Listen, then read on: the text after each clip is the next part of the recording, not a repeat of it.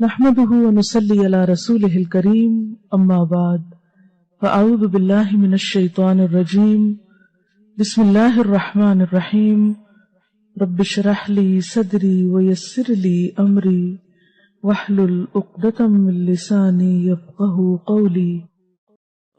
صحبت اور غسل جنابت۔ صحابہ کرام رضی اللہ عنہم کے درمیان غسل جنابت کا ایک مسئلہ زیر بحث آیا۔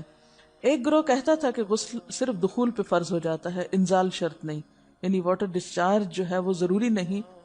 دوسرا گروہ بیان کرتا تھا کہ وجوب غسل کے لیے دخول کے ساتھ انزال بھی شرط ہے۔ یہ طویل مباحثہ کسی فیصلہ کن صورت پر منتج نہ ہوا۔ آخر قرار پایا کہ ام المومنین حضرت عائشہ رضی اللہ عنہا سے دریافت کیا جائے۔ حضرت عائشہ نے کہا کہ رسول اللہ صلی اللہ علیہ وسلم نے فرمایا، اذا جلس بین شعبها الاربع ومس الختان الختان فقد وجب الغسل۔ جب مرد عورت کی چار شاخوں کے درمیان بیٹھ جائے اور اس کا محل ختنہ عورت کے محل ختنہ کے ساتھ مس کرے تو غسل واجب ہو جاتا ہے۔ تو مسئلہ یہ ثابت ہوا کہ صرف دخول پر ہی مرد اور عورت جنبی ہو جاتے ہیں اور ان پہ غسل واجب ہو جاتا ہے، انزال یعنی منی کا نکلنا شرط نہیں۔ جنابت کے احکام۔ وجوب غسل کی حالت کو حالت جنابت کہتے ہیں۔ وجوب غسل یعنی جب غسل واجب ہو جاتا ہے تو اس حالت کو جنابت کہتے ہیں۔ جنابت کا لفظ جم سے، جم پہلو کو کہتے ہیں، نہیں بچنا۔ مندرجہ ذیل چار حالتوں میں مسلمان مرد اور عورت پر غسل کرنا فرض ہو جاتا ہے۔ نمبر 1، جوش کے ساتھ منی خارج ہونے کے بعد، اس میں احتلام بھی داخل ہے، یعنی کوئی ایسا خواب آئے یا ویسے۔ نمبر 2، صحبت کے بعد یعنی سیکشول انٹرکورس کے بعد۔ نمبر 3، حیض کے بعد۔ نمبر 4، نفاس کے بعد یعنی بچے کی پیدائش کے بعد۔ اس میں یاد رکھیے کہ بہت سے لوگ پوچھتے ہیں کہ اگر خواتین انٹرنل چیک اپ کرواتی ہیں تو کیا اس سے غسل واجب ہوتا ہے؟ تو کوئی غسل واجب نہیں ہوتا جب تک کہ ان چار چیزوں میں سے کوئی چیز نہ ہو۔ اس میں یاد رکھیے کہ بہت سے لوگ پوچھتے ہیں کہ اگر خواتین انٹرنل چیک اپ کرواتی ہیں تو کیا اس سے غسل واجب ہوتا ہے؟ تو کوئی غسل واجب نہیں ہوتا جب تک کہ ان چار چیزوں میں سے کوئی چیز نہ ہو۔ صرف منی خارج ہونے سے بات نہیں، بلکہ جوش کے ساتھ منی خارج ہونے کے بعد غسل واجب ہوتا ہے۔ رسول اللہ صلی اللہ علیہ وسلم نے فرمایا، جب تم عورت کی چار شاخوں کے درمیان بیٹھ کر صحبت کرو تو تم پر غسل واجب ہو گیا، اگرچہ منی نہ نکلے۔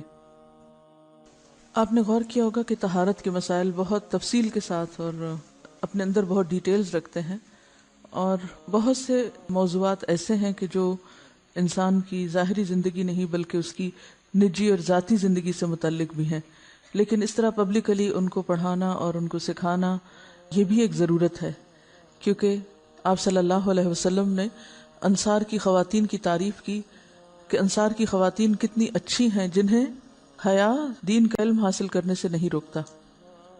تو سوال یہ پیدا ہوتا ہے کہ آخر اتنی تفصیلات کیوں؟ اور بعض لوگ اس کو ناپسندیدہ قرار دیتے ہیں، تو ایسا کرنا ناسمجھی کی علامت ہے۔ ہم دیکھتے ہیں کہ انسان اگر اللہ کے بتائے ہوئے طریقے کے مطابق زندگی بسر کرتا ہے تو اس میں خیر ہی خیر ہے، اور وہ صرف خیر اس کی اپنی ذات تک نہیں رہتی، بعض اوقات دوسروں کی بھلائی کا ذریعہ بھی بن جاتی۔ عورت کو بھی احتلام ہوتا ہے۔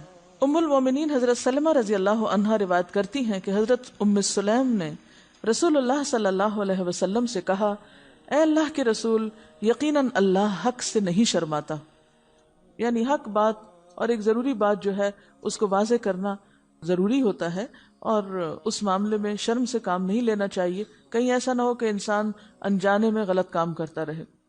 تو یہ کہہ کر انہوں نے مسئلہ پوچھا، کیا عورت پر غسل ہے جبکہ اس کو احتلام ہو؟ آپ نے فرمایا ہاں، لیکن جب پانی کا نشان دیکھے یعنی منی دیکھے۔ اس پر حضرت ام سلمہ نے شرم سے منہ چھپا لیا اور عرض کیا، اے اللہ کے رسول، کیا عورت کو بھی احتلام ہوتا ہے؟ آپ نے فرمایا ہاں ہوتا ہے، تیرا داہنا ہاتھ خاک آلود ہو، یعنی یہ ایک پیار کی ڈانٹ تھی۔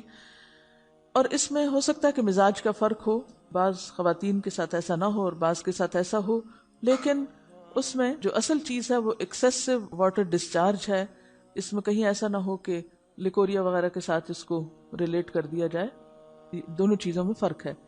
اور احتلام جو ہے وہ سوتے وقت ہوتا ہے، یعنی سو کر اٹھنے پر اگر انسان اپنے کپڑوں پر زیادہ ڈسچارج دیکھے، خواہ کوئی خواب یا کوئی فیلنگ یاد نہ بھی ہو، تو پھر غسل کرنا ضروری۔ معلوم ہوا کہ عورت یا مرد نیند سے اٹھ کر اگر تری یعنی نشان منی دیکھیں تو یہ احتلام کی علامت ہے، لہٰذا ان پر غسل کرنا فرض ہو جاتا ہے۔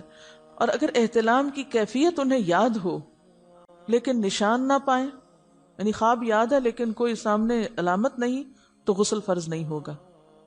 ایسی صورت میں شک کی ضرورت نہیں ہے کہ نہیں میں نے خواب دیکھا اور مجھے خواب بالکل صحیح یاد ہے تو مجھے نہانا چاہیے، نہیں، محض خواب پر نہیں نہایا جائے گا جب تک کہ فزیکلی کوئی ایسی چیز سامنے دیکھی نہ جائے۔ حضرت ام سلمہ روایت کرتی ہیں کہ میں نے کہا، اے اللہ کے رسول صلی اللہ علیہ وسلم، میں اپنے سر کے بال خوب مضبوط گوندتی ہوں، کیا میں انہیں غسل جنابت کے وقت کھولا کروں؟ آپ نے فرمایا، ان کا کھولنا ضروری نہیں، تیرے لیے یہی کافی ہے کہ 3 لپ پانی اپنے سر پر ڈالے، پھر اپنے سارے بدن پر پانی بہائے، پس تو پاک ہو جائے گی۔ یعنی بالوں کی جڑیں بھیگنا، سکن بھیگنا ضروری ہے، سارے بال کھولنا ضروری نہیں ہے۔ جنبی کے بالوں کا مسئلہ، حضرت عائشہ کو خبر ملی کہ حضرت عبداللہ ابن عمرو عورتوں کو غسل جنابت کے لیے بال کھولنے کا حکم دیتے ہیں۔ فرمانے لگی، ابن عمرو پر تعجب ہے، انہوں نے عورتوں کو تکلیف میں ڈال دیا، وہ انہیں سر منڈوانے کا حکم کیوں نہیں دے دیتے؟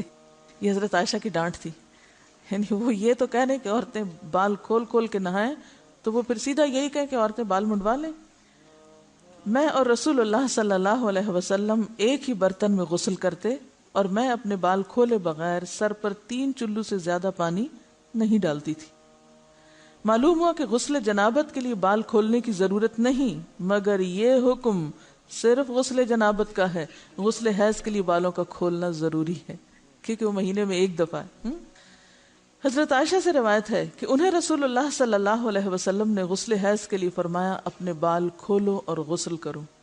اس میں آپ دیکھیے کہ دونوں چیزوں میں فرق کیوں ہے، دونوں کی نوعیت فرق ہے، اور حیض جو ہے وہ ایک نجاست کی کیفیت بھی ہے نا، قل ہوا اذی، تو اس کے بعد نہانا اور نہا کر خوشبو لگانا خاص طور پر اس کا سارا حکم آتا ہے، لیکن غسل جنابت میں نجاست کی وہ کیفیت نہیں ہے، یعنی حیض کا خون اور منی جو ہے ان دونوں کے حکم میں بھی فرق ہے، ٹھیک ہے نا۔ بعض علماء کے خیال میں جو منی ہے اٹ سیلف وہ ناپاک چیز نہیں ہے، اگر کسی کپڑے وغیرہ کو لگ گئی تو وہ کپڑا ناپاک نہیں، اگر اس کو خشک ہونے پر خرچ کے صاف کر دیا جائے تو کپڑا صاف ہو جائے گا۔ لیکن خون حیض پر آپ صلی اللہ علیہ وسلم کیا فرمایا، چٹکیوں سے مل مل کے اس کو صاف کر کے دھوئے، تو ان دونوں میں بھی فرق ہے، لہٰذا ان دونوں کے بعد نہانے کے حکم میں بھی فرق ہے، ایک میں بال کھولے جائیں گے اور بال بھی دھوئے جائیں گے اور بالوں کی جڑیں بھی دھوئی جائیں گی، جبکہ دوسرے عام غسل جنابت میں بال کھولنا اور پورے بال دھونا شرط نہیں۔ بہت سی بچیاں ایسی جن کی شادی ہوتی ہے اور اس کے بعد انہیں ان مسائل کا پتہ نہیں ہوتا، یا تو وہ شرم کے مارے نہاتی نہیں، یا نہاتی ہیں تو پھر وہ پورے بال دھو دھو کے سکھانے میں اور ان چیزوں میں اتنا وقت ضائع کر دیتی ہیں کہ پھر بعضوں کا شوہر کی نافرمانی اور آپس کے تعلقات میں ٹینشن، لوگوں کا خوف۔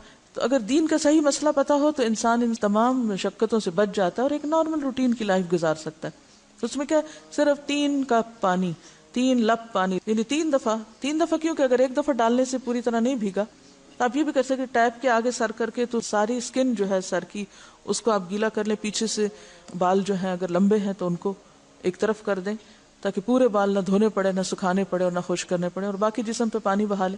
دوسری صورت یہ ہے کہ مگ میں پانی لے کے تو اس کو آپ تھوڑا تھوڑا کر کے پورے کو ایک دفعہ کریں، پھر اس کے بعد دوبارہ کریں، اور تیسری دفعہ رول کر کے بالوں کو پیچھے سے شاور کیپ ڈال لیں اور باقی جسم پھر دھو لیں۔ شاور کیپ سے کیا ہوتا ہے عام طور پر کہ پیچھے کے جو سارے لمبے بال ہیں پھر وہ نیچے گر کے گیلے نہیں ہوتے، وہ آپ کے سر پہ ہی ٹک جاتے ہیں۔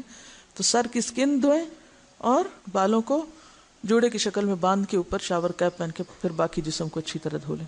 تو اس میں آپ دیکھیں کہ جب بالکل سر کے سکن کا حصہ ہی تر ہوگا، اور یہ 3 دفعہ کرنا ہوگا، ایک دفعہ سے نہیں کام چلے کہ 3 دفعہ کرنا، تاکہ کوئی بھی بال برابر جگہ سکن کی خشک نہ رہ جائے۔